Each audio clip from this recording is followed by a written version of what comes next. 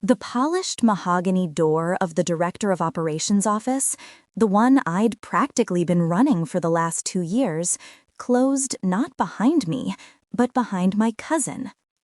The sharp click of the lock was the sound of a bullet hitting glass. I was still standing in the hallway, an empty crystal tumbler of iced water shaking in my hand, staring at the brass nameplate that now bore her ugly, cursive last name, Vance.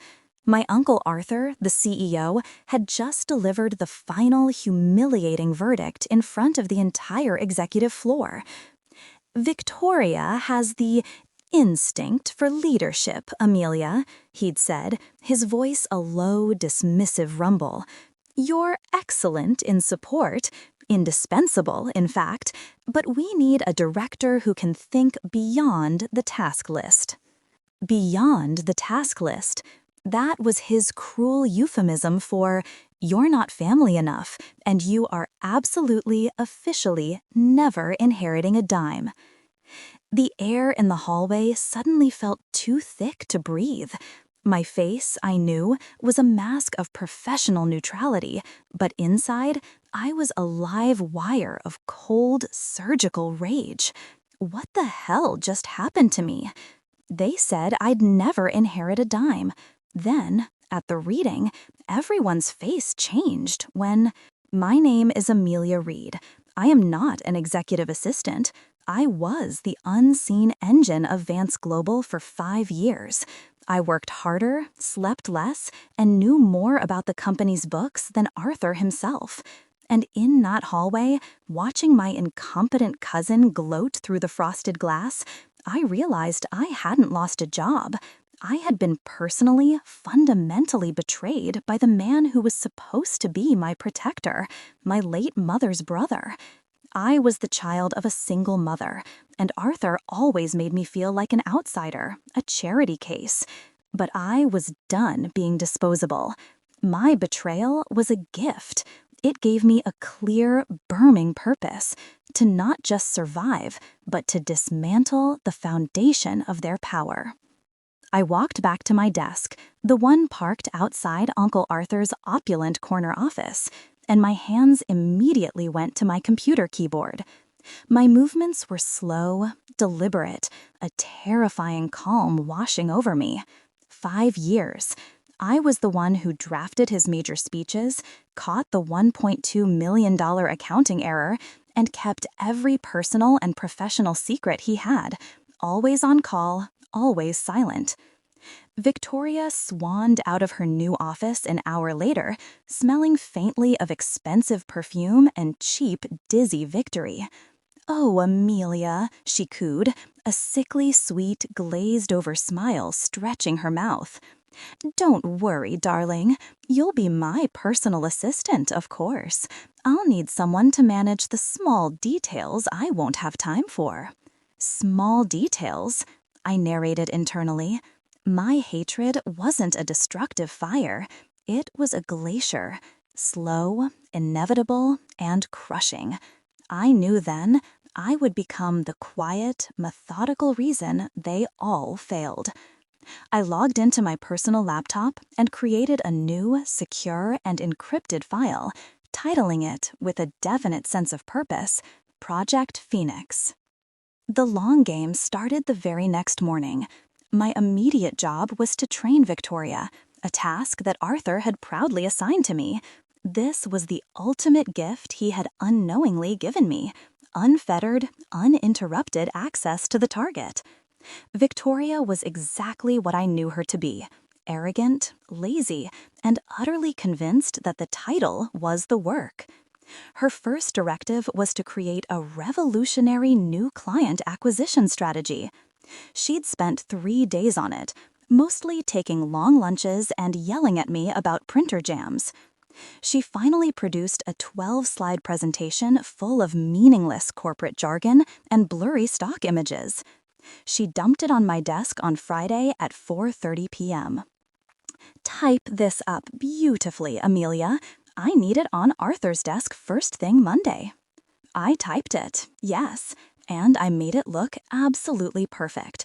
But I also opened my Project Phoenix file.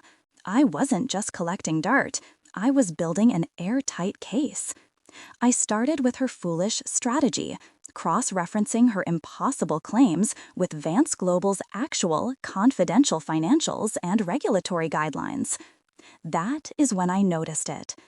She had inadvertently referenced a vendor that Arthur had secretly blacklisted 4 years ago for a minor but highly illegal compliance issue.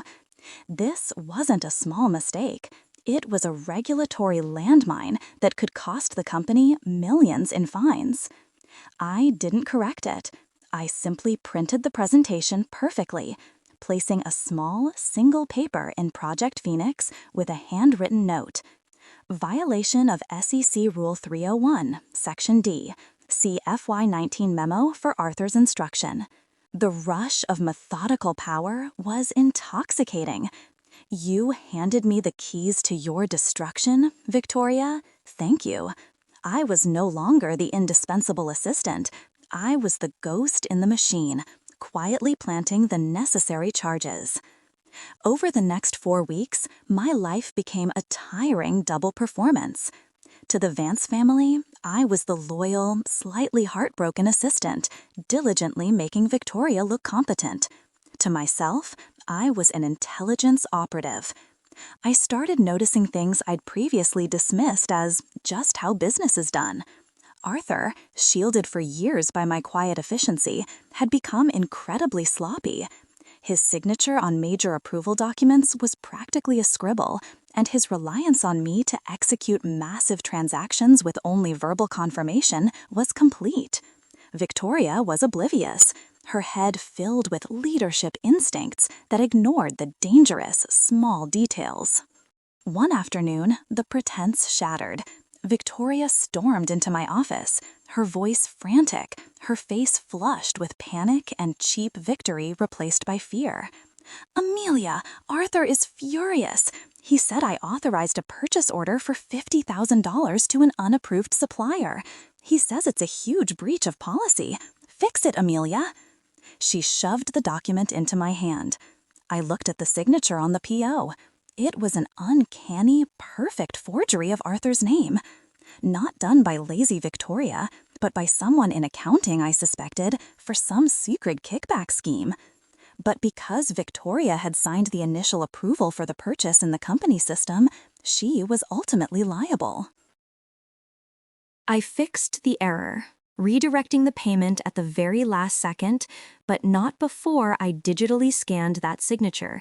And then I scanned the 5 other documents I'd quietly pulled from the archived files, each with an identical, perfect forgery. Arthur's secrets weren't just financial, they were criminal, and he'd left the entire evidence trail in my hands. I narrated with a cold tone. I felt a dark, cold smile touch my lips. "I'll handle it immediately, Victoria," I promised, my voice calm. "Don't you worry your pretty head about the details. The details, Victoria, are precisely what will bury you." I had enough in Project Phoenix now to sink the ship. 6 months into her tenure, Victoria was clearly drowning. The company's key performance indicators were trending down, client churn was up 15%, and Arthur was quietly doing all the real work behind closed doors, often screaming at her through the internal comm system. My job had morphed into full-time crisis management for Victoria's mistakes. One Tuesday, Arthur stumbled out of his office, his face ashen, clutching his chest. "Amelia, get me my pills, not those, the silver bottle." I moved quickly, professionally, helping him back into his chair. As I handed him the correct medication, I saw the fear in his eyes, the clear fear of a powerful man losing control of everything. This was the moment I realized my clock and his was ticking faster than I thought. The end was near, and I had to finalize my strategy. Later that same week, a small, unassuming man with a severe briefcase arrived, asking only for Arthur. Arthur immediately had me clear all his appointments for the rest of the day. Just as he closed the door, I saw a slip of paper fall from the briefcase and float under my desk. I waited 10 seconds for the door to click shut, then I slowly bent down. It was a heavily redacted letter on the official letterhead of the U.S. Attorney's Office, naming Vance Global as a subject of interest in a broad financial investigation. I realized, speaking with internal urgency, my blood ran cold, but not from fear, from opportunity. Someone else is already investigating. I don't have to start the fire. I just have to feed it the right fuel. I photographed the document, tucked it back under the rug near my desk, and calmly went back to typing. The game had just shifted from revenge to survival, and I was holding the winning hand. Arthur Vance died 2 weeks later from a massive heart attack, slumped over his pristine mahogany desk. The final irony was that I was the one who found him, the indispensable assistant witnessing the end of the man who had dismissed me. The will reading was set for a Friday afternoon. The family gathered. Victoria, still stunned but clearly calculating, her weak-willed husband, and my Aunt Carol, draped in black velvet. I sat quietly in the corner of the lawyer's office, a simple black suit my only armor. Victoria couldn't help herself. "Well, Amelia," she whispered, leaning over, "I told Father to leave you a gold watch, but don't worry, you won't have to work for us anymore. I'm thinking of getting a younger assistant." The lawyer, Mr. Hayes, cleared his throat and began reading. The first part was as expected. Control of Vance Global, the majority of the stocks, and the main properties went to Victoria and Carol. Victoria shot me a smug, triumphant glance. Then came the first twist. Mr. Hayes paused and pulled out a second sealed document. "Before we proceed to the personal bequests, I must inform the beneficiaries that I received a filing this morning from the U.S. Attorney's Office. Due to an ongoing, serious investigation into long-term financial fraud and regulatory violations, all assets belonging to Vance Global Inc. are officially frozen pending a forensic audit." A collective cry of outrage erupted, but Victoria's face was the most memorable, a pale mask of horror. All their inheritance, the company they banked on, was worthless, tied up in a criminal investigation. I looked at Victoria and gave her a small, controlled smile. My thought process was quick and sharp. "You thought I lost my job? I was busy gathering evidence." Victoria was screaming, her voice cracking the professional atmosphere of the office. "A financial investigation? That's impossible. Who would report this?" Her eyes landed on me, wide with dawning suspicion. Mr. Hayes looked directly at me. "Victoria, the office received a rather extensive, meticulously detailed file 6 weeks ago from a key witness. This evidence, which includes documentation of unauthorized transactions and repeated SEC violations, is what triggered the freeze." The suspicion in Victoria's eyes turned into cold fury. Climactic silence. Mr. Hayes then opened the third document, the one marked personal and private. Arthur Vance left a short letter for his niece, Amelia Reed. He read Arthur's own shaky script. "Amelia, you were never my favorite, but you were always the best of us. Your mother, my sister, Grace, and I shared an inherited property outside of this company, a quiet piece of land and a portfolio I managed for her after she passed. You were always meant to have it." The final clause stunned the room into a deep silence. The estate was a collection of clean, non-company-related assets, including a fully owned vineyard in Italy and a diverse stock portfolio, totaling over $35 million. This was an inheritance completely outside of Vance Global's now frozen debt. It was a completely clean, secret legacy I never knew existed, left not by Arthur's love, but by my late mother's hidden wealth, which Arthur had been guarding for me. I stood up, adjusting my simple suit. Victoria looked at the $5,000 buyout agreement she had planned to offer me now. It was a fraction of the fortune I was walking into. I finally spoke, my voice clear and ringing. "I did not want your company, Victoria. I simply wanted justice. And now I have the only thing of value that came out of this family. I walked out of the lawyer's office without a word to anyone. The ocean air hit me like a reset button. Cool, steady, and honest. My phone buzzed with news alerts. Vance Global Assets frozen amid fraud probe. A single text came through from Victoria. "How could you? We are family." I narrated with a tone of finality. I deleted her number without a moment of guilt. I was never meant to inherit a dime from Arthur, and I didn't.